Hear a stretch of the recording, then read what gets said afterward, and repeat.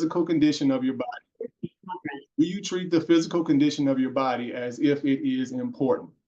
Do you know what's going on inside your body and on the outside?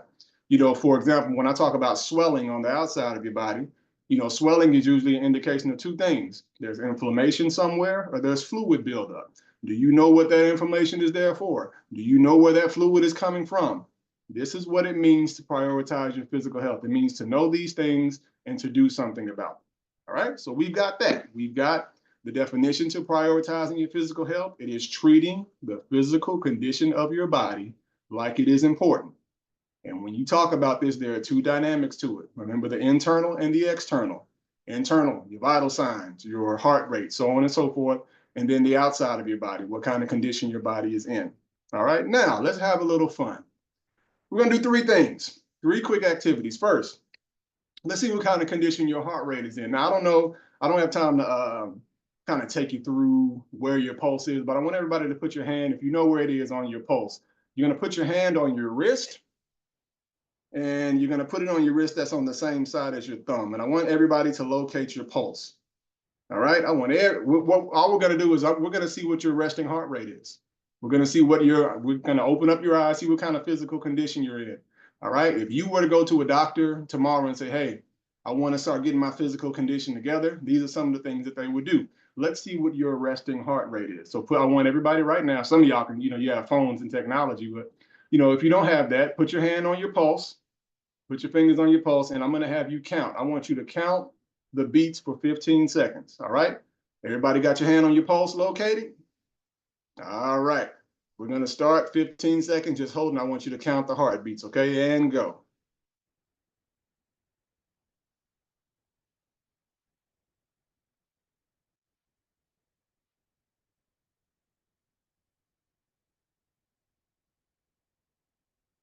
Stop. All right. So you did that. Now I want you to take that number. I want you to take that number and I want you to multiply it by 4. All right, so mine was 15. I counted 15 beats. So I'll multiply 15 times 4. That will give me my resting heart rate. I have a resting heart rate of 60. All right, so I want you now, your resting heart rate should be between 60 and 100, but you gotta think about this. Your heart rate has no business being in the 90s and hundreds if you're just sitting here on a Zoom call. If that's the case, your body is working way too hard to oxygenate and provide, the things that the red blood cells and all that, needed in order for you to function. So the average, this is just a way that your average heart rate should be between 60 and 100. And this is the way that you can figure it out. You take it, you count it for 15 seconds, you multiply it by 4. That gives you the beats per minute that your heart rate is. All right? Hopefully everybody was able to follow that. So that's just a small indication of what kind of shape you're in. All right? Now, we're going to move on to something else. I'm going to put 2 equations in the chat, FYI, that I want everybody to look at. I'm going to do that for you so you can take that with you and use it. Don't worry, the math isn't going to get too bad tonight, everybody, but I do want you to have these. So we're going to move on to, we're talking about the internal dynamic of your physical health. So we're going to look at what is called the body mass index. If you're going to prioritize your physical health, you need to know this number. You need to know what your body mass index is. Anybody, just curious, anybody know what their body mass index is?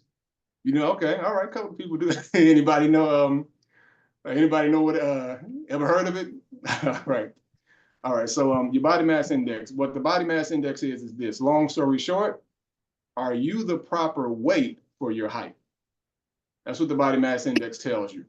Does your weight match your height? Are you the proper weight that you were supposed to be for a person that is your height? For example, if somebody's 200 pounds, if you're 200 pounds and 6'3", you're good, all right? If you're 200 pounds and 4 feet tall,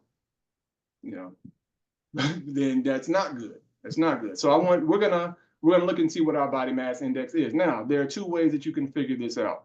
Here's the hard way. I'm going to put the equation for it in the chat. It is your weight times 703 divided by your height in inches squared. Squared, there you go. I'll put that there.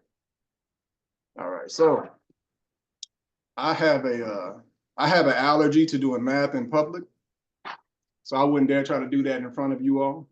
I don't do math in front of people. I can do it on my own, but I don't do it in front of people. So you can take that with you. You look at that, you look at that equation, and you can figure out your body mass index, or you could do it the easy way and you can look at the chart. So I'm going to pull up a chart real quick. I'm going to share my screen and I'm going to pull up a chart.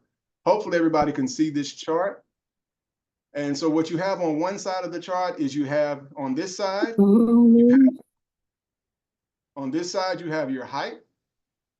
And on the top, you have your weight.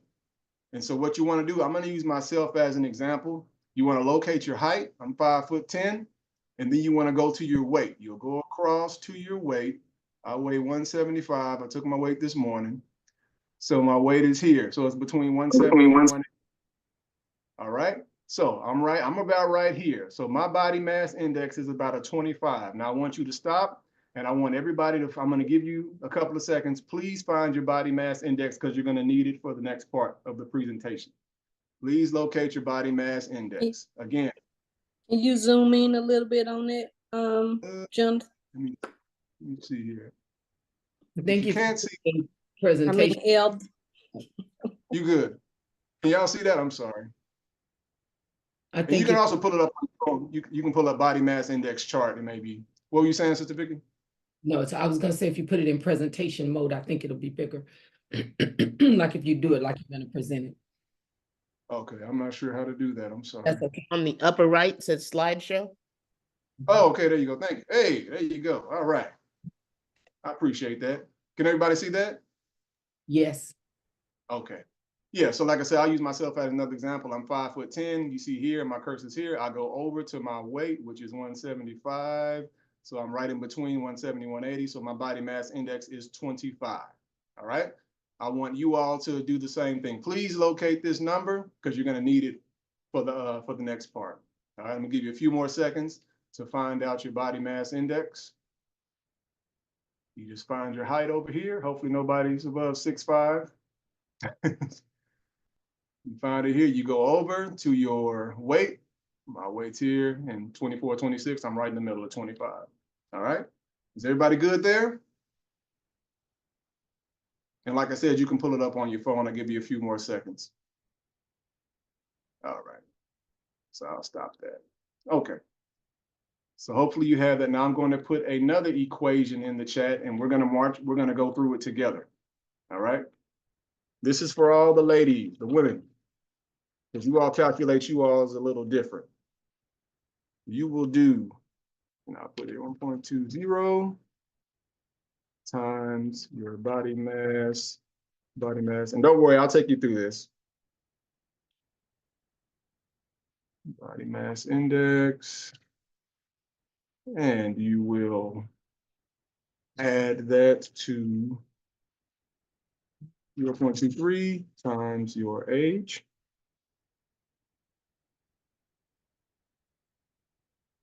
And you will subtract that from 5.4. All right, so there's the equation. Now to make it easy, let's do this together. I want everybody to, does everybody have their body mass index? All right. I want you to take your body mass index and I want you to multiply it by 1.20. Take your body mass index and multiply it by 1.20. So again, mine was 25.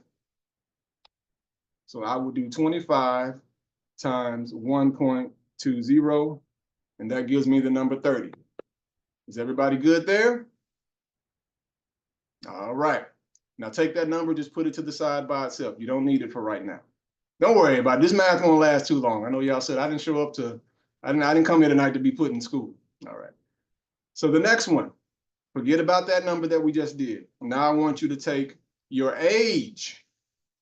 Take your age and multiply your age by 0.23. Multiply your age by 0.23. So I am 41. I will multiply my age by 0.23, and that gives me 9.43. All right, everybody good there? Okay, now I want you to take those two numbers and add them together. So I would add 30 plus 9.43. Okay, everybody got that? Now, here's where it gets different. For all the women, you all are going to subtract that number that you have. You're going to subtract that number from 5.4. So take that number that you have and subtract 5.4. All right.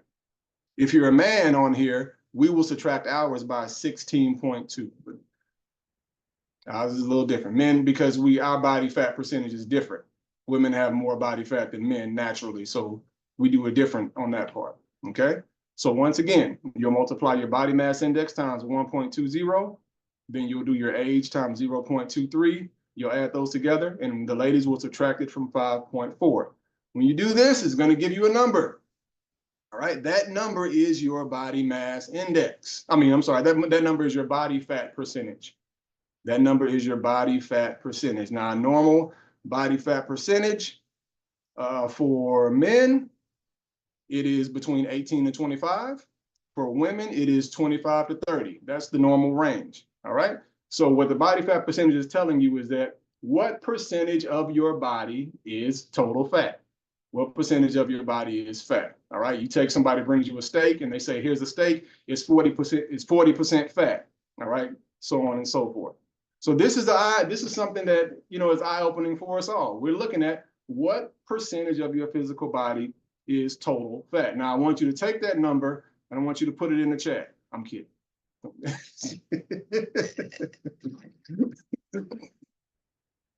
So a lot of screens went, started having a lot of camera issues all of a sudden. We good, yeah. But that's good to know. Listen, this is nothing to get discouraged about. This is nothing to feel bad about. You do need to know this though. This tells you what you're dealing with. If you're going to prioritize your physical health, you need to know what's going on inside your body. You need to know, does my current weight match my height? You need to know what percentage of my physical body is total fat. Because remember, I'm considered, if you look at the body mass index, I'm right on the borderline. I'm right on the borderline of being overweight. But my the body fat percentage kind of evens it out to let you know, yeah, this is what the scale says. But if the percentage of your body is mostly muscle and not fat, then you're actually okay. All right. So remember that. That's just a little eye-opening activity to help you understand the two dynamics to your physical health and knowing about them.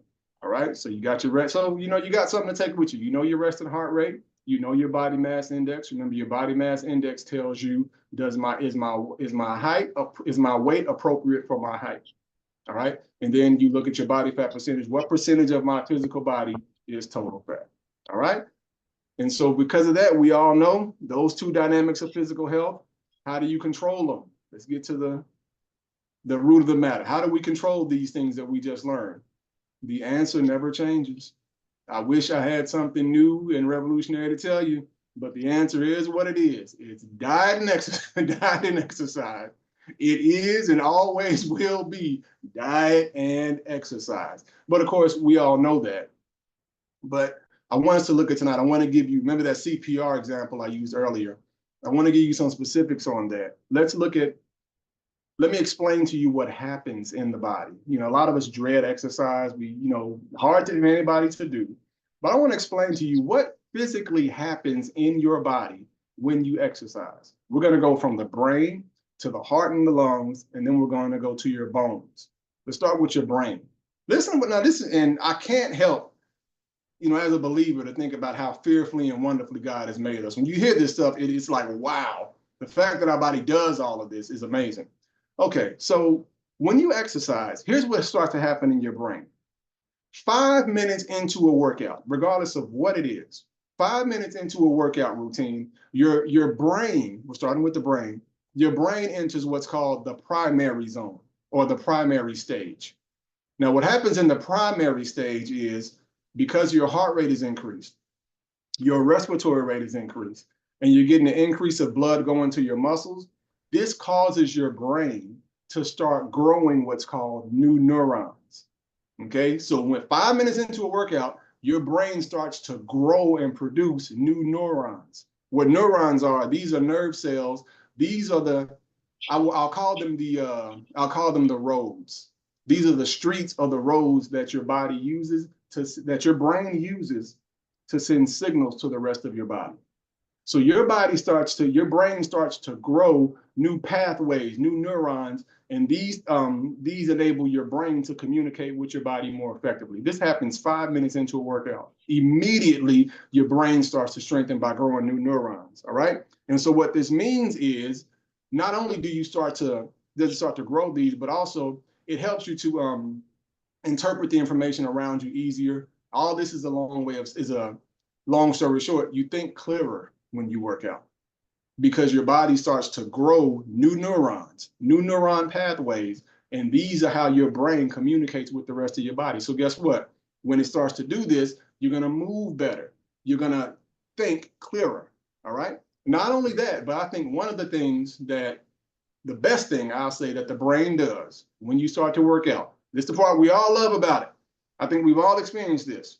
You have something in your brain called the pituitary gland.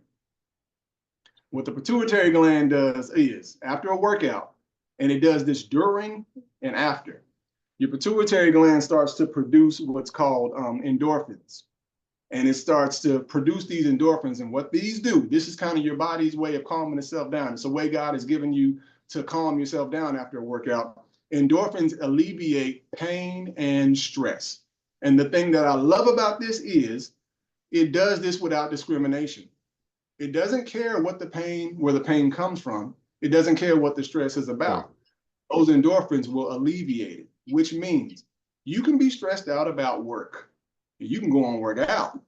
And then after you work out, that pituitary gland is going to start to let off those endorphins. And those endorphins are going to do a whole lot to alleviate the stress that you have, even though it's stress that has nothing to do with a workout. That's why I say about it doesn't discriminate. It doesn't care why the stress is there. It doesn't care why the pain is there. Those endorphins will take them away simply by working out through the pituitary gland. And you activate that when you exercise. So that's what's going on in the brain. Your brain immediately starts to produce new neural pathways, allowing your brain to communicate with your body more, which makes you think clearer. And then you get this blessing of the pituitary gland, which produces those endorphins, which starts to calm and alleviate your stress, regardless of what that stress is about. So that's what happens in your brain. You move down a little further, now we got your heart and your lungs. Please remember this when we're talking about the heart and the lungs. These are something that we all know, but we forget. Your heart and your lungs are muscles, okay? Remember that. Your heart is a muscle. Your lung, not necessarily a muscle, but there is it looks kind of like a fishnet. There's a fishnet surrounding your lungs that allows them to inflate and deflate and pull them in and out. So they're surrounded by or covered by a muscle, all right? That is important, okay? So when you increase your respiratory rate or your breathing rate and you increase your heart rate over time, what happens to muscles? They get stronger. That's why it's so important to exercise. When you increase the heart rate and you make a muscle work over time, it gets stronger. When you exercise your heart and your heart gets stronger, this is what happens. It'll contract. It'll squeeze harder. When your heart is able to squeeze harder, more blood goes out, and it goes out with each contraction, and it's doing less work, which means basically you won't get as short of breath all the time. You won't do daily activities and then get short of breath doing small minor things because you're working out that muscle. And it's counterintuitive what most people have a tendency to do. Because they get short of breath, they won't do anything. No, if you're getting short of breath, that's an indication you need to do more. All right, because remember, you need to treat the heart like the muscle that it is. The more you work it, the stronger it's going to get. The stronger it gets, the harder it can squeeze. The harder it can squeeze, the more blood it produces. The more blood it produces, the better you feel. All right, it's like Leviticus chapter 17 and verse 11. It says, "For the life of the body is in the blood." It says that. That's what gives the body life, the blood. All right. So we know what happens in the brain when you work out. You get those new neural pathways 5 minutes into a workout. You also get those endorphins from your pituitary gland. We know what happens in the heart and the lungs. The muscle gets stronger, it squeezes harder, is able to oxygenate and strengthen the body more. Finally, we have the bones. The bones even get strengthened during the workout. Okay, now what happens is your bones start to give the body something that's very important. It gives it calcium. Calcium is an ingredient that allows the muscles to move. Don't forget that. Calcium is an ingredient in the body that enables your muscles to move. All right. So when you start working out, your bones get active also. And your bones start to send calcium to the rest of your body. And you know what this does? This maintains your body's structure, balance. If you're a person that, you get off balance very easily, you're not the most stable person in the world, you need to work out. Because when you work out, it's going to trigger your bones to start to produce calcium. Calcium is going to enable your muscles to move, and it's going to stabilize you. This is why people that work out a lot, lift weights and stuff like that, they're just harder people in general, physically. They feel different, and that's because of the amount of calcium that they have going, stabilizing them. So it brings stability, all right? It enables them to be firmer in general, all right? All right, we're moving along, everybody. All right. So now we know what happens to the body, to the brain, the heart, the lungs, and the bones when you do not work out. When you do work out. Now we're going to look at what happens when you don't. If you're a person that says, I know I need to work out, I'm just not doing it, it happens. No shame tonight, everybody. But, you're a person, you need to do a little more or something like that. What physically happens to the body over time if you do not exercise, if you do not prioritize your physical health? First thing that happens is, literally, your muscles shrink. Your muscles start to shrink. That's one of the first things that happens. Remember, we named two important muscles earlier. Your heart and your lungs are a muscle. So they get weaker. So your heart and your lungs get weaker, which opens up the door for a lot more diseases to set in. And when your muscles shrink, the first thing that happens is you lose flexibility. You get that, what I call the old man scream. You ever seen an old man reach down to pick up something off the floor? Ah! You need to work out. You need doing all that to pick something up off the floor. All right. The next thing that happens, your bones start to lose their density. Your bones become weaker, which means they break easily. They break very easily. Okay. When you don't work out. The third thing that happens is your overall health just declines. Remember, you're not getting that hit of endorphins from your pituitary gland to relieve stress and anxiety. So what happens? You become a person that is extremely stressed and anxious. You don't sleep as well. You don't have a lot of energy. And I'm going to hit on this later on. Your family usually bears the brunt of this. A lot of times we think about not prioritizing our physical health. We only think about us. Well, you're going to die someday. No, not necessarily. What usually ends up happening is your health declines, and then your family members have to suffer as a result of that. And you can avoid that by prioritizing it yourself. All right. I'm not going to go too far into diet because we did talk about diet and exercise, but I'm going to give you a helpful hint. For dieting, you want impactful dieting, you want dieting to be effective. I like keeping stuff simple. Here is a simple tip. If your dieting is not working, so on and so forth, remember this when dieting, all right? If you consume on a daily basis fewer calories than you burn, you'll lose weight. Always remember that. If you consume or you eat fewer calories than you burn through exercise, meaning you don't burn 10 calories and eat 20. But just in general, if you consume less calories than you burn, you'll lose weight. And it really is just that simple. So you need to consume calories through what you eat at a slower rate than you burn. All right? Moving on. The next part is I'm going to give you all some general ways to prioritize or improve your health. I'm keeping it general. Like I said, this is a subject that can really go on and go very in depth, but I'm going to keep it general. Here are some general ways that you can improve and prioritize your health. Number one, go to the doctor. Go to the doctor. People waste a lot of time trying to do it on their own. I see it all the time in the gym. People are in the gym trying to get in shape, but they just don't know what to do. God bless them, they mean well, but you have to know what to do. So go to the doctor, and because remember, two dynamics to prioritize you. It's not just the outside, it's the inside too. You need a professional to tell you about what's going on internally, all right? The second thing, do what the doctor says. All right?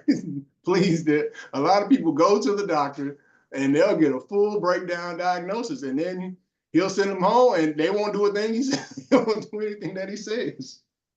I worked in the hospital for years and I see this all the time from young and old. So don't just go, but do what he says. All right. I'm going to give you another general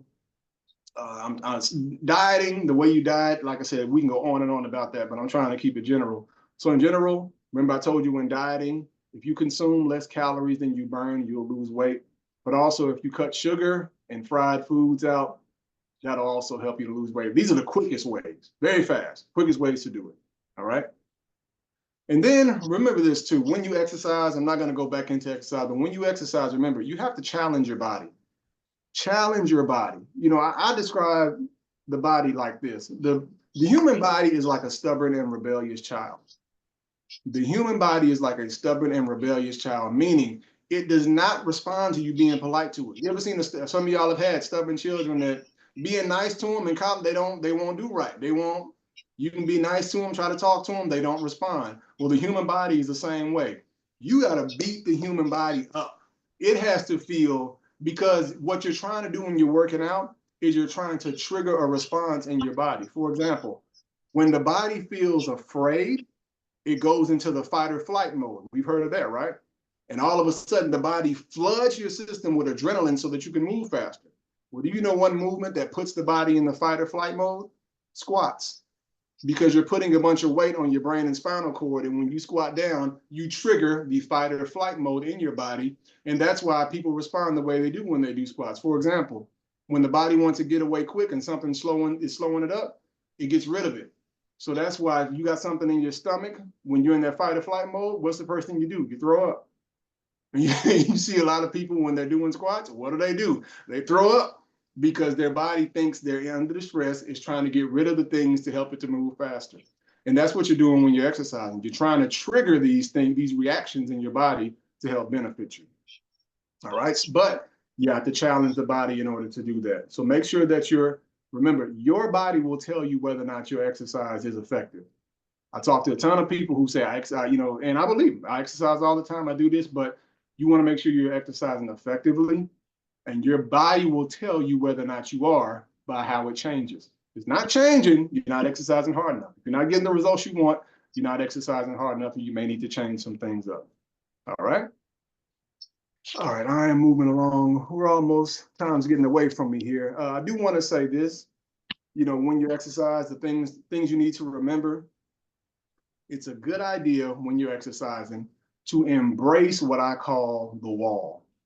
Embrace the best and worst part of working out is hitting that wall. And I learned about this when I went once to preach at a prison. I went to preach at a prison, and all the men in there, they were in great shape, and I was asking them what they did, and they told me about burpees, and I've told some of you all about that. But the reason they say they do that is because when you're doing burpees or a difficult exercise, you're going to reach a point where you feel like giving up. You're going to reach a point where you feel like I cannot do anymore. That's the best part of a workout, because you're going to need the ability to push through that in your daily life. And so that's why we say exercise is character building. Just like fasting is a practice in self-control, exercise is also it's an exercise in perseverance, because we all are going to reach at a certain point in our physical health where we feel like giving up. And you get to practice, if you consistently do it, pushing through that. All right. Okay, I'm going to move on from that. And I want to move on to this last point. And that is prioritizing your physical health when it seems to be in decline.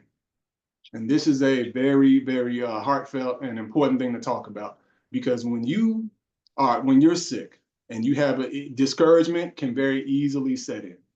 And you could there's so many people sitting at home right now, what's the point? I'm sick. What's the point of working out? I got cancer. All right. So I don't want to give you, I could give you the, and I will give you the motivational, speech behind that. But let's get down to the science of it. Physically, why is it important for you to continue to prioritize your physical health and work out when your health is declining? Here are some reasons why. 2 reasons. Number 1, you continue to exercise, continue to go to the doctor, continue to prioritize your physical health. It boosts 2 things. It boosts your immune system and it boosts your metabolism. All right. Now, these are 2 things we hear about all the time, the immune system and the metabolism. But let's break down what those are. Let's start with the immune system. The word immune itself, it means to protect. Immune means to protect. And that's what the immune system is. It is the body's defense system against infection. Now, we hear about, usually when you look up immune system, you get general statements like the body's protection against infection, so on and so forth. But do you know exactly what the immune system is in your body? It's actually a group of organs. And here's what those organs are. All right. Here's what the immune system is. Number 1, it's your bone marrow. Your bone marrow. What's bone marrow? Why is it important? Your bone marrow is where your body gets its red blood cells from. The bone marrow gives the body red blood cells. What's so important about red blood cells? They carry it's the life of your body, literally. It keeps your body healthy, gives it oxygen, gives it all the nutrients it needs. All right. So that's the first part of the immune system, the bone marrow. The second body part is the spleen. You know what the spleen does? Now, the bone marrow gives the body red blood cells. The spleen gets rid of old red blood cells. You got this perfect harmony going on. You got something providing your body with healthy, new, and strong red blood cells. But what happens is, after those red blood cells give the body what it needs, they can't just stay in there. Something has to get rid of it. It's where the spleen comes in. The spleen gets rid of old, and it trashes old red blood cells. All right. Then you have a body part called the thalamus. The thalamus produces white blood cells. All right. White blood cells are like your body's army. When your body senses an infection, it produces a bunch of white blood cells. These are literally soldiers that come out to fight an infection in your body. What happens is when these white blood cells start to flood your body, the body kind of gets crowded. Literally it gets crowded. It's too much stuff in there. And so this causes your body's temperature to go up. And so this is often why when you go to the doctor and you say you have a fever, they're going to look at what's your white blood cell count. Because they know that if you're producing white blood cells, that means your body is feeling attacked. That means there's an infection somewhere. They need to figure out where it is. And this is also why if a person doesn't produce a lot of white blood cells, they're going to get sick very easy because they don't have that built-in defense system.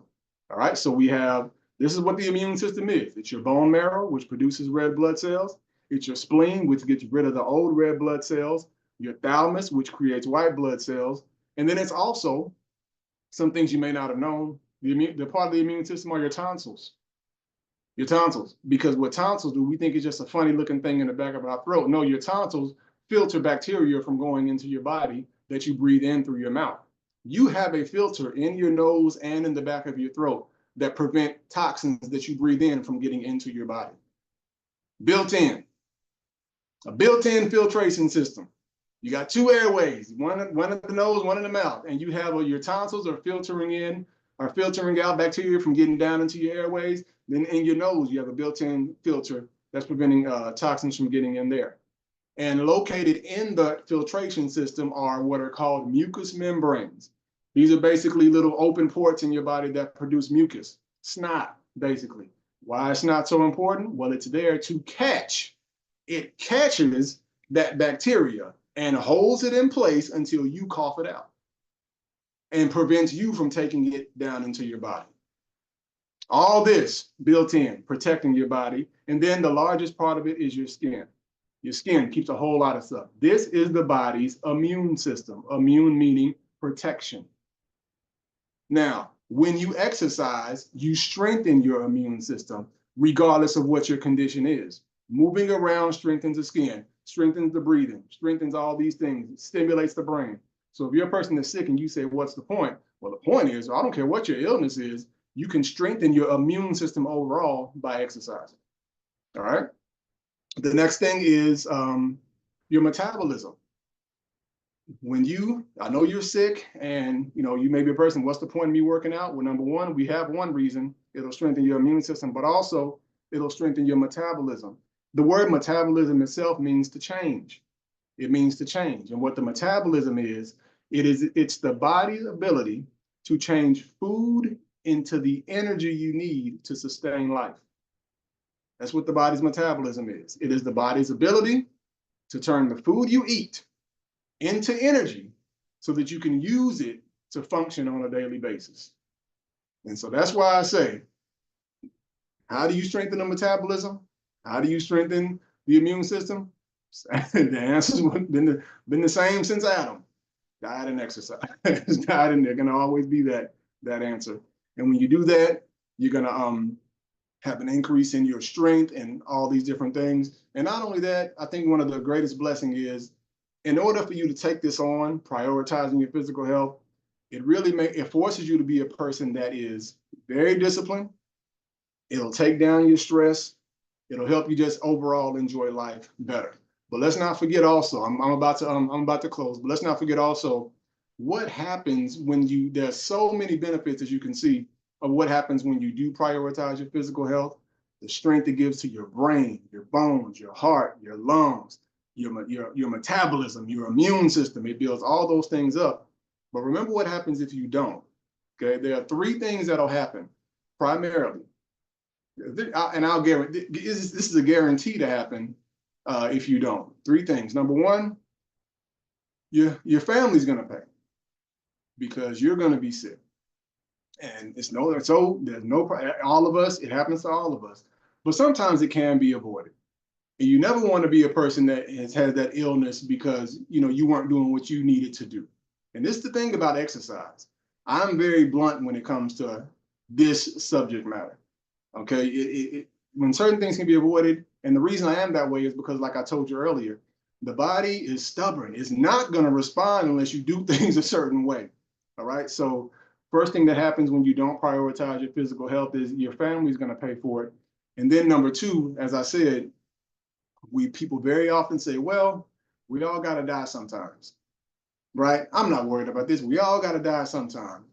Not necessarily. There is something worse that can happen to you. And the thing that can happen to you that is worse than that is, instead of dying, you'll have to live with the consequences of your actions. So you wouldn't control your diet. You wouldn't do what was right. You wouldn't keep your health as a priority. So now you start losing limbs, losing physical abilities, and you ain't dead. You sitting right there having to suffer with it, having to deal with it. And that's worse, in my opinion, than I'd rather be taken on than having to be here and not be able to function. All right. And then of course the last thing is, losing your life. So I do want to say this before I open up for any questions that anybody may have. When you talk about prioritizing your physical health, remember it is this. It is treating the condition of your body like it matters. It is treating the condition of your body as if it is important. And there's an internal and an external dynamic to that. I've known many bodybuilders that only paid attention to the external and ignored the internal, didn't know they had blood pressure issues, didn't know they had clots in various areas. We want to do both. We want to have a sharp hold on exactly what's going on in our bodies, inside and outside. And three things, you're welcome. I gave you three things that you can take with you tonight. Hopefully you know what your resting heart rate is, you know what your body mass index is, and you know what your body fat percentage is. That is nothing to feel, it's not about, feeling ashamed or anything like that. It's just good to know because you have to know what you're working with. All right. That's all that I have. I hope I'm going to open up at this time if anybody has any questions, comments, or concerns. Oh my goodness, I'm gonna play. They can't take it. That was absolutely awesome. Just a wealth of information to help us be all that we can be in these physical bodies that God has given us. What questions do you all have? You can type them in the chat, or you can come off of mute. We have about 9 minutes for questions. This was just awesome. I did have one question. When you mentioned about the when we start just starting to exercise and how we release those we create new neurons and things like that 5 minutes into the workout. My question was, does your heart rate have to be a certain rate to ignite those, or is it just you just start? No, it's just prolonged. It's not so much the heart rate, it's the prolonged activity the sustained activity over time. When you keep your body sustained at that level, this allows the brain to activate, because the brain's going to say, hey, what's going on? I'm being put, it doesn't know why, but it's saying I'm being put in a stressful environment. It'll perceive exercise as a stressful environment.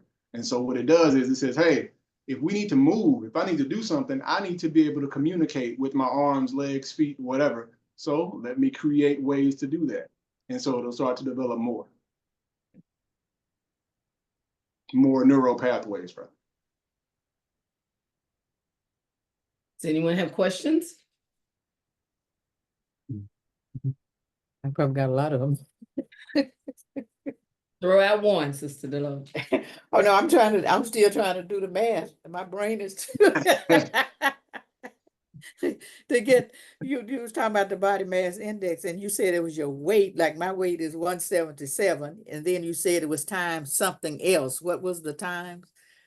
Yes, it was, so this is the body fat percentage. Okay. That's the same as you mean the body mass index? I put the if you can find it. Yeah, I was trying to figure it out, because when I got through with it, I ended up with 17.46, and I was trying to figure out if that was too high, too low, or what was. I know it ain't too low, but yeah, normal body mass index is between 18 and 25. Oh, okay. Well, I'm good then. I'm under that. It's the weight. 17. My weight is 177. It's the weight times 703 divided by your height in inches squared. And I'm sorry, I put 7.3 in the chat. I didn't mean to do that. Oh, I actually think what it's is on the second part, it's supposed to be 73, you saying? the fat percentage is what So now, here's how we make it simple though. Because like I said, I didn't have you calculate the body mass index, because we got percentages and a number that's cubed, and my nose starts to bleed the moment you bring all that up. Okay. So that's why I said, just look at the chart. Look at the body mass index chart, and I can pull it back up. Look at the chart and find your height. 5'4". Okay. And then your weight is 176. Okay, so you're about a 28. No, you're about 30. Because you're in About between 30. 170 and 180. You're about, so it should be 30. You're good. You're 30. You're 30. And so now the thing about that number is it needs a context, because you could be a person, your body mass index may be high, but what you want to know from there is what percentage of that weight is fat. That's what I need to know. If you're 200 pounds, but only 20 out of that 200 is muscle, then you good. Then you're okay. So that's why I say you want to know. That's why we calculate the body fat percentage after that, because we have to give context to that number. Okay, hopefully I can remember all that. Okay. You see, we got somebody 5'5", 125. Elder Wilson, yes. what's the recommended cardio you should do in a week? I know I hear 30 minutes, 3 to 5 days a week. Like what is the recommended time frame? This is an excellent question, because the answer is it depends on what you're trying to accomplish.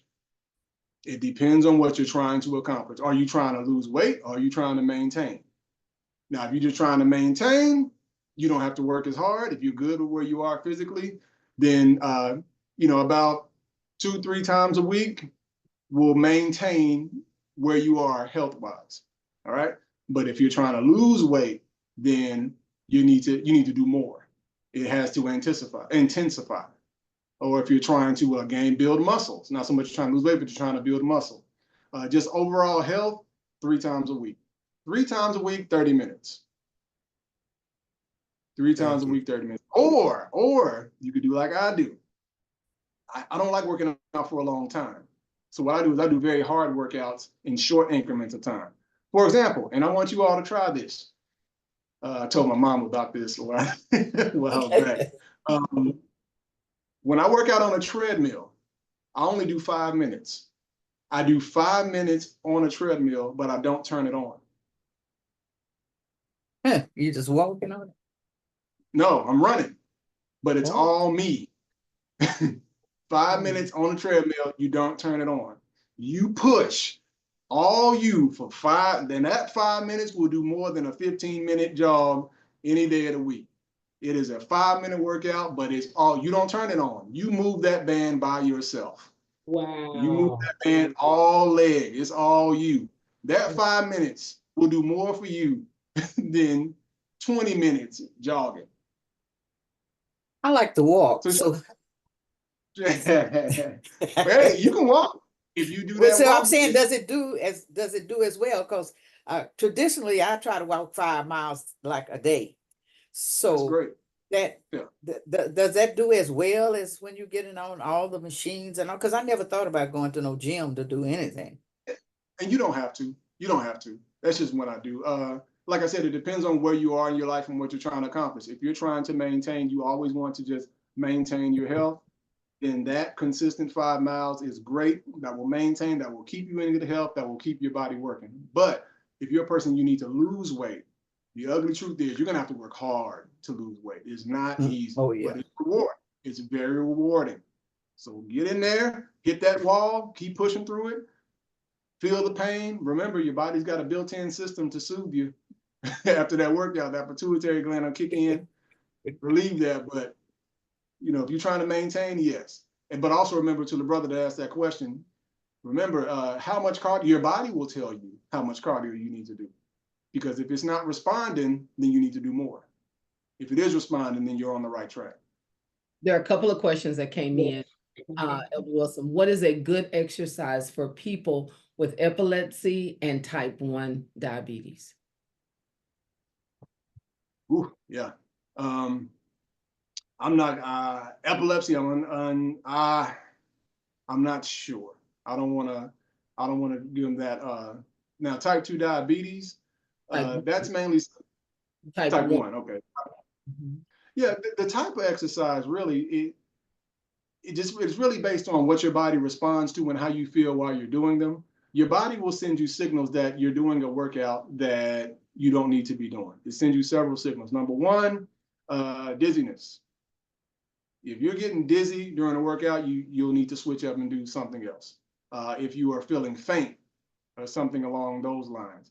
But as far as what specific exercise you need to do, it just varies on how your body responds to it and how your diabetes, and how your diabetes responds when you do certain things. I know diabetes is primarily a matter of diet and what you're eating and what's in your body. So as far as the exercise and what you're able to do, you're not really limited but it's hard to answer a question like that because everybody's so different. Everybody has different things, and I don't want to tell you the wrong thing, but it's not really that you have any limitations. What you need to do is you need to see, what does your body respond to? And does your body send you a signal that you need to change it up? Is your heart skipping a beat? Are you feeling faint or something along those lines? Thank you. I know we have run out of time, but we're going to take one more question. Any tips on digestive health? Oh yeah, I said it earlier. So digestive health, you don't want to put things in your body you don't want to put things in your body that are difficult for your body to digest. And even with that, some bodies digest things more than others. But I said it earlier, the sugars, the fried foods are usually the things and a diet that's heavy in meat. One of the best tips on digestive health is to give your digestive system a break. Give it a break in what it has to digest, which means, and most people recommend, take a week off of meat products, meat thing. That's the main thing. If you back off meat for about a week, eat some, then back off for a couple of days, you're allowing your digestive system to rest, regroup. It's going to regrow cells and it's going to strengthen, and your digestion will improve. And one good indication that you're digesting, that you're having digestive issues, it is in your bowel movements. You know, as they say, if it comes out kind of like a snake, you're good. But if it's coming out in like rock formations, as some say, you know, that lets you know that you're having issues there. So that's just one thing for you to, you know, for you to remember, just so that you have something to kind of gauge how your digestion is going. Elder Wilson, I just once again, and I know everybody on this call is probably just wanting to go, woo, this is wonderful. This was Yes. absolutely great. So thank you so much for providing us with this just invaluable information. Amen. Well, thank y'all. We appreciate you. That's all we have. If there aren't any more questions, and we are at time. So thank you again. And if you would close us out in prayer. Every head bowed. Lord, we just thank you for our time on this evening. We thank you for our fellowship with one another. Father, we just pray now and ask, you see the physical condition that we are in. You know our goals. Father, we pray that those who are in need of healing, Lord, we don't care what the illness is. We pray by faith that if there's a person on this call that is sick, that right now your spirit would touch their body, regulate every vital sign, take away every cancer, take away everything that is not like you. We pray that you would bind that illness, and we pray they would receive strength and healing right now in the name of Jesus. And we also pray that you would motivate our minds to put our best effort forward to keep our health as a priority, and also help us, Father, to continue to put our best effort forward, and all the results that we see, we'll give you the honor and praise for. In Jesus' name, amen. Good night. God bless you Thank all. you. Thank you all. Have a blessed evening, everyone. You too. That's good.